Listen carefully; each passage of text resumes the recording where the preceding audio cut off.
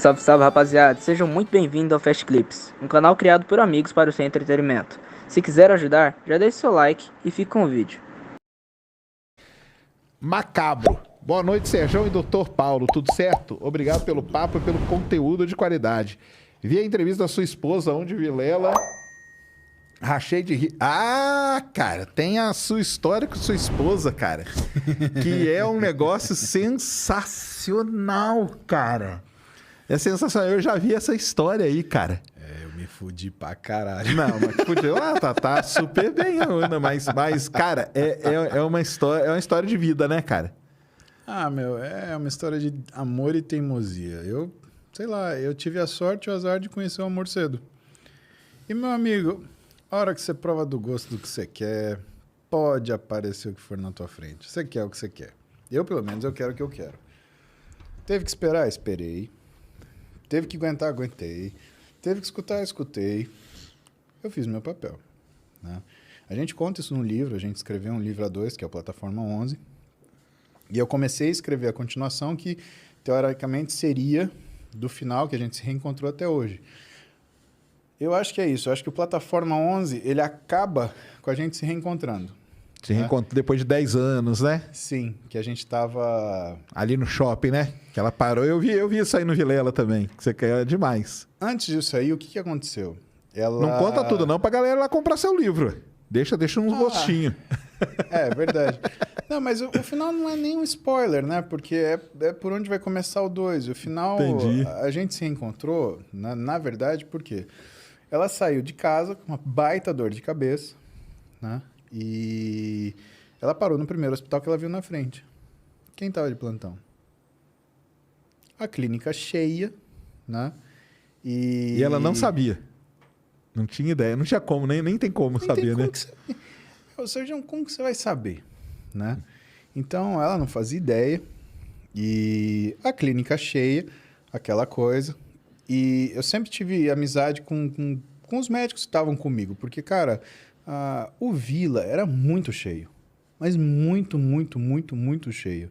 Então, sabe, você tinha que ter habilidade para você conversar com todo mundo, combinar. Porque tinha paciente da clínica que, na verdade, era para ortopedia. Tinha paciente da ortopedia que, na verdade, era para clínica. Então, a gente acabava trocando umas figurinhas ali. E aí, eu puxo uma ficha de paciente, Roberto Carbonari. Eu falei, oi. Cara, aí, assim, você...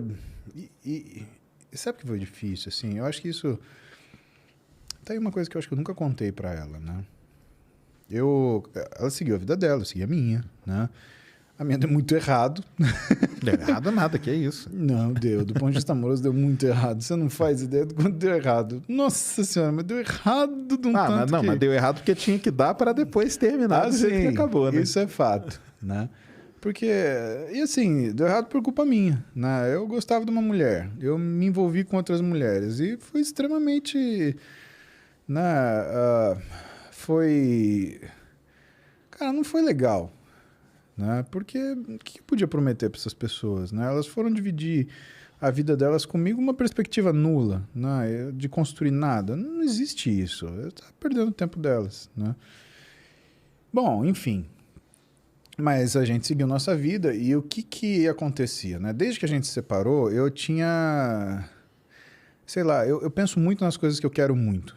E eu vivi algumas situações na minha vida, sabe, Sérgio? Foram muito difíceis, cara. Foram muito complicadas, assim. Que talvez para algumas pessoas podem não ser, mas para mim foram muito difíceis. E na solidão e sem recurso, eu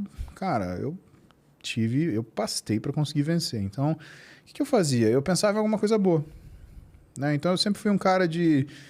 Tá, peraí, tá tudo uma merda, deixa eu pensar numa coisa que tá boa para eu contrabalancear um pouquinho.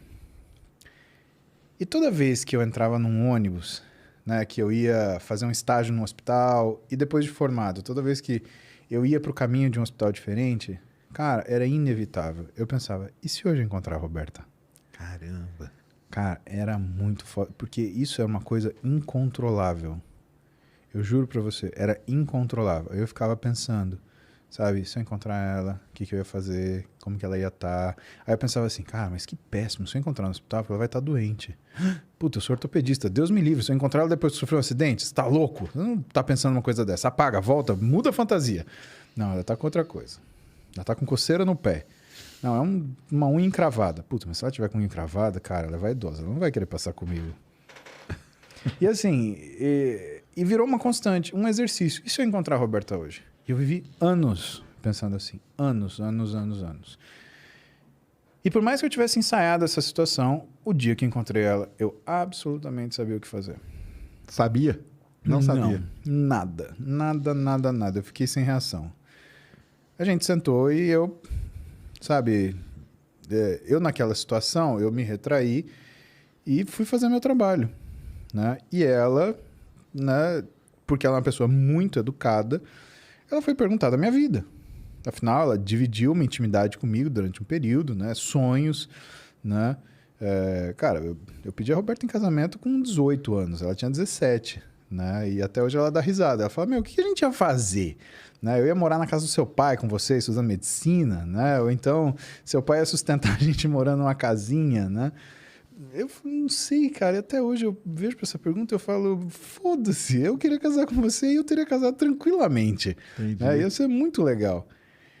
E a partir disso, a gente foi se encaixando na nossa vida, porque tanto eu quanto ela, a gente teve vidas muito difíceis, né? E as nossas conversas sempre foram conversas muito duras, né? Primeiro que a gente não tinha...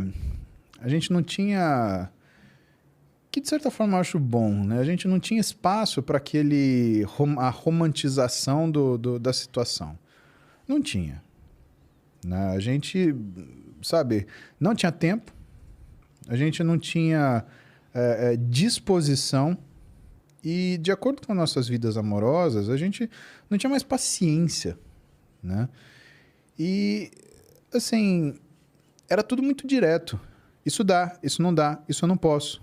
Isso eu não vou fazer, isso eu não consigo.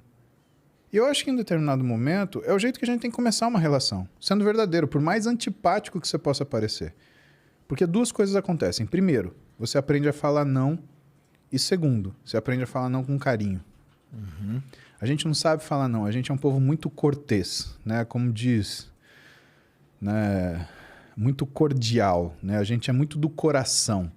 Né? Então a gente fala um não, né? Aquela história, o cara te convida para ir na casa dele, sabe o que é? Que nesse dia eu vou ter que ver minha avó tropeçou, e aí ela tá com o dedão machucado, e você quer dar uma desculpa, e a pessoa não perguntou o que tá acontecendo, ela te convidou para ir na casa dela. Né? Você descobre isso quando você tem relação com pessoas que, por exemplo, moram em outros países. Escuta, amanhã eu vou fazer um jantar assim, você vem? Não. Tá tudo bem. E se você virar para ela, se ela fizer a mesma coisa, falar não, tá tudo bem também. Né? E isso fez com que a gente tivesse uma aproximação que foi um entendimento do que a vida tinha trazido pra gente. Olha só, vocês têm uma segunda chance, só que vocês têm uma série de condições. E talvez aquilo que tenha feito com que a gente tivesse se separado no começo, ele tivesse sido anulado pelas condições que tivessem aparecido por conta das nossas vidas até então. Eu não sou um cara que acredita em coincidências ou então em misticismos. Porque você viveu isso para você aprender. Cara, eu não sou do tipo da pessoa que pega um chicotinho e fica dando nas costas. Putz, aconteceu, fiz besteira, desculpe-me. Não desculpa, então foda-se. É assim, ponto final. Né? Eu acredito em 3 coisas. Primeiro, nunca é tarde para você assumir um erro. Nunca é tarde para tentar corrigi-lo. E nunca é tarde para você aprender alguma coisa. Mas se também te der um bode, tchau, um abraço. Né? E a gente estava ali, na realidade, com a experiência de ter feito diferente. Porque, evidentemente, eu com 18, ela com 17, eu tinha uma visão de mundo, ela tinha outro. Eu tinha expectativas, ela tinha outro. Ela achava que eu era uma pessoa e eu achava que ela era outra. Quando a gente se encontrou com 30, a gente só tinha certeza. Esse cara é assim, assim, assim. Essa mulher é assim, assim, assado. Uhum. E nós encaramos os nossos problemas e encaramos os problemas de cada um de nós. Eu encarei o que ela tinha, ela encarou os meus. E nesse ponto, e por conta dessa ausência de glamorização e desse excesso de verdade, nasceu, acho que, uma coisa mais forte, que é justamente a preocupação com o outro, independente daquilo que você quer para si.